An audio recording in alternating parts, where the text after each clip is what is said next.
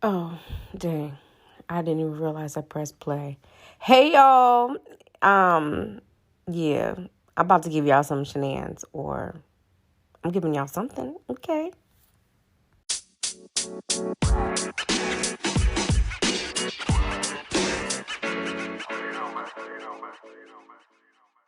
So, hello. Welcome back.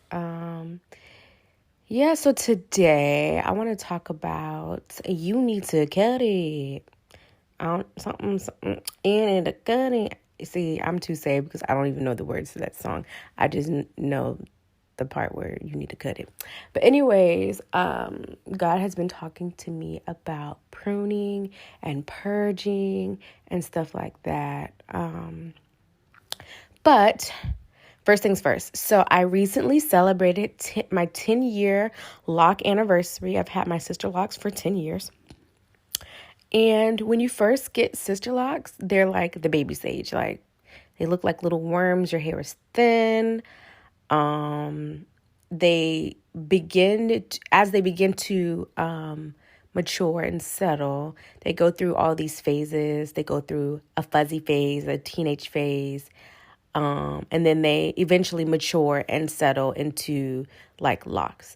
But in the fuzzy and mature phase, there's these things, it gets really fuzzy. Your scalp might itch because it's like going from transitioning of you going from an afro to having like a permanent hairstyle. And so there's something called bunching, and bunching can like it's like your hair mats at only a certain spot, but a lot of hair mats. So it's like your hair could be one was one size, but in a certain area of your lock, it might bunch and it gets really, really fat or really, really flat, and it just looks weird. But that's the process. You got to go through the process. But even in bunching, there's also called bulbs, and the bulbs are usually at the ends of your locks, and you should not pick the bulbs. It's like sometimes you see them at the end of your locks and they could hang, but with the process going, the bulbs will eventually connect to the rest of the lock, and it's a good ending. Like it keeps it from unraveling your hair from unraveling. I hope I'm explaining this to where you guys are understanding. But in your lock journey, you can tell just by looking at one lock or one strand of, it's not really one strand of hair, but one lock. My locks are small, so it's not like, you know. But anyways, by looking at one lock, you can see the journey the person has gone through. So you will see when I got my locks, I got them April 21st, 2012. I had my son January 3rd, 2014. But you will see, and I don't know if I talked about my testimony with, my pregnancy and being with his father. But you will see in my hair that there are areas of my locks that look really healthy. And then at certain areas, you'll see that it gets really thin, it gets thick. You can tell where my eating habits were. You can tell where I was stressed out. You can tell where I dyed my locks black, and you can tell where I used to have some color. So like you can tell one's journey in the lock. And so I noticed that this year, and it's just, I know this has to be God, like talking to me, but I noticed that this year, a lot of my locks, majority of my locks, you would see towards the bottom of it where, after I had my son, where it was really thin, because once you have a child, moms know this, you go through a period of hair loss or shedding, lots of shedding. And so you could see that my hair, the lock, it's really thin. And, eventually I had to have some combined to prevent them from breaking. But eventually the little piece will just fall off or it'll stay. I have a lot of them that just stayed. But as of couple of months ago, I felt like a lot of my locks, where it was really thin, it just popped right on off. Like, nothing wrong with the lock. My hair has been really healthy. But at the dead spots, like where it was really thin, it started to just pop off. And it didn't bother me. At first I was just like, it's not at the root, it's at the ends. So it's probably an inch or two coming off of the lock. And that's probably how much hair I had back then, when I had my son. And so I would just notice that my hair would pop off or it would break around the time you could tell where I had my son. And I just thought it was something like, I felt like God was telling me about the seasons of pruning and purging and, cutting off, taking away.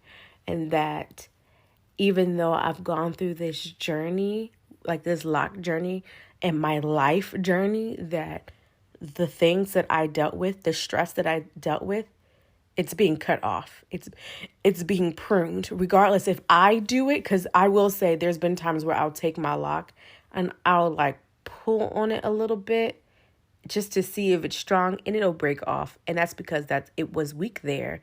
It was dead. It was a dead part that should have been cut off anyways. And when you have locks, you don't trim your ends like you would with normal loose hair. But I felt like God was reminding me of the seasons of pruning. And I want to read a scripture. And it's John 15, verse 2. Every branch in me that does not bear fruit, he takes away. And every branch that bears fruit, he prunes so that it may bear more fruit. And so I remember my mom giving me this this example years ago of, bearing fruit, of when you get your hair trimmed. And so a lot of times people have a tendency of getting their hair trimmed when their ends are damaged. And so you get it trimmed, and which is fine. You should do that. But you should also get your hair trimmed if your ends are not damaged, and it allows your hair to grow. So even though you don't see that there's damaged ends, every few months you should trim your ends just to promote healthy hair growth. And so I felt like it just related to, even in my lock journey, of even if I did not pull it off, it was popped off. It was cut off in general. And so I was thinking about just different things in my life that have been cut off, regardless if I wanted to cut it off or not, and how it made me feel, but how much growth was caused because of the pruning, because of the purging, because of the cutting. So I remember years ago, this is way before I had locks. This was probably when I was 18 or so. I was working at Annie Ann's Pretzels. You know what? It wasn't when I was working at Annie Ann's. It was when I was working at Public Storage. And I think I was in school. I was, doing a bunch of things. But I already knew I wanted to find another job. And I had been looking for another job, but I was also in this place of complacency because, back then I was making $10 an hour. I had my own place. I was doing this, doing that. I, doing whatever. I guess you could say that was living my best life. But child, believe me, making $10 an hour at 18 was really not living my best life. But I will say that I was looking for another job. And at one point, I just really stopped looking. And I remember hearing God tell me that I needed to find another job. And I went to my supervisor, and she would talk to me, and she told me that, that I'm overqualified for my job, and that she would give me a recommendation letter to find another. When I find another one, don't be afraid, just go ahead and let me know. And so when I was looking for other jobs, I was putting my supervisor as a reference for me to, how you giving your references. So I did that, and there was a job that popped up, and it was a decent job, and I thought, making $17 an hour. The hours were from like 10 to 7, something crazy. And I put her as a reference, and they said, okay, well, right now it seems like you got the job, and we're gonna just call your references. And I told her, whatever. That Friday, I didn't hear back from the job, and so I'm calling them, don't hear back. All of a sudden, I'm getting fired from the job that said that they would recommend me. I've always had good reviews from them, a good what is those things called? A yearly evaluation. Always had good from them. But they was trying to stick something on me, you know. And I was just like, okay, I cried so bad. But I already knew in my heart that I wasn't supposed to work there.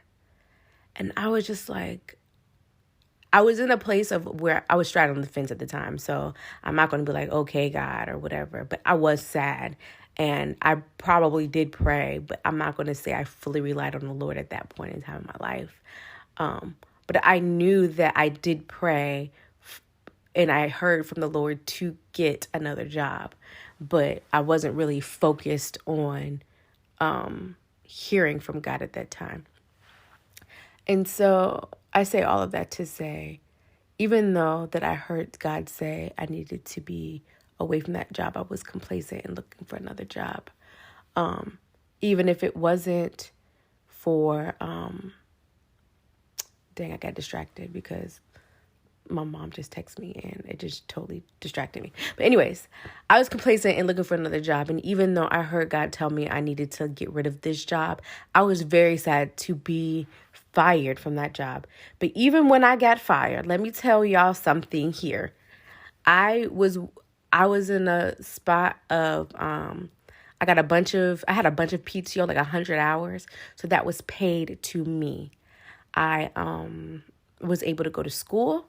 I was able to get 2 part-time jobs. And I will say, me being fired from that job opened up the doors for me to have a better job. And since then, I was able to climb the ladder with other companies and having better positions. And so although I did not like the cutting, I was able to be more, doors opened for me. And so I felt like I was able to bear fruit in that area. And so as I was thinking about this, I was, thinking about my hair, thinking about past jobs. I was also thinking about friendships. And so knowing that there are some friendships that need to be pruned, some friendships that need to be cut. And I know a lot of people would be like, sometimes you need to cut people off and you need to do this and you need to do that. We were not created to be alone. We were not created to be in isolation. And I'm not going to sit here and say that God is happy that I cut someone off, because I believe that he created community, that Adam and Eve were not just like partners as husband and wife, but they were friends, like community. And so I do not believe that we are supposed to be just saying, oh, you need to cut this person off, you need to cut that person off. I'm not saying that. I'm saying that there is a period of you knowing when you need to go through pruning and realizing that there are some relationships that may drain you, or friendships that you may need to step back on. And not even because there's negativity, but because you need to create boundaries to help you. And even with friendships, this could be a whole conversation on friendships, but also realizing that those same friends, you should love them unconditionally. Are you loving people based on the things that they do for you, or do you love them unconditionally? That's a whole other topic. I'm talking about pruning, but that too. But just knowing how to scale things back and being okay with it. So, for instance, my brother, I call him my brother, even though he is my brother-in-law, my sister's husband. We we were like BFFs, okay? We talked every day. We were like real good friends before him and my sister were really close. So we would talk every day. We just like, he was a really good role model for Caleb, all this and that. After him and Chanel got married, we were still really, really, really good friends. And of course, when COVID happened, we all lived together in the same house, and we still talked with each other. But I realized that the friendship dynamic that we used to have, it's not the same. And that there was a little bit of pruning there, but I feel like that pruning was fruitful, because when we do get up, we be kicking, okay?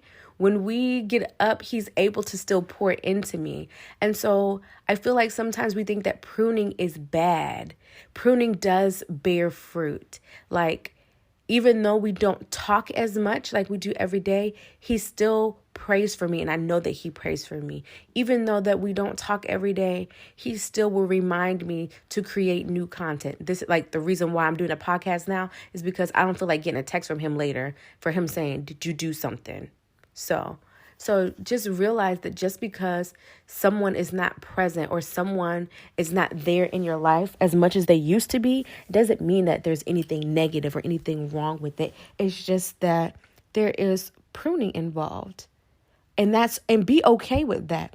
Be okay with boundaries and with cutting back. That you have to prune when you fast, like getting rid of food. And because you are closing your mouth to the food, you are able to hear clearly from the Lord. That pruning stage is allowing you to bear fruit. And I think that sometimes when we think about cutting, we just think cut off. You can cut back. Like, I hope I'm making sense to y'all. Every branch in me that does not bear fruit, he takes away. God will take some things away, yes. And every branch that bears fruit, he prunes, that it may bear more fruit. Like, I think that's just so beautiful, because we do not see the beauty in pruning. We just think it's automatically taken away. And sometimes you think about, one of my girlfriends, we was talking about this, and she was like, you just ever notice how sometimes, especially in the fall, some of the people who work on the trees, sometimes they'll just cut the branches off the trees. And that branch is looking crazy. Like, or the tree is looking crazy. Like, why they do that to the tree? It's because they didn't want it to hit the power lines or whatever the case may be of why they cut the tree. But then when the next season rolls around, you see that same tree bore a bunch of just beautiful flowers, and it grew, and it was just beautiful, all around beautiful. Pruning creates beauty. And I just wanted to remind someone that even if they're going through a season of isolation where they feel like you're by yourself, that it's bearing fruit, and there's beauty in bearing fruit. Like, just think, and if you I just feel like I could talk more on it, but just be okay with the pruning. And I think that's all I need to say today. But yeah, you guys tell me what you think about bearing fruit. Yeah. I hope you guys enjoy. I'll talk to y'all later. Okay, bye-bye.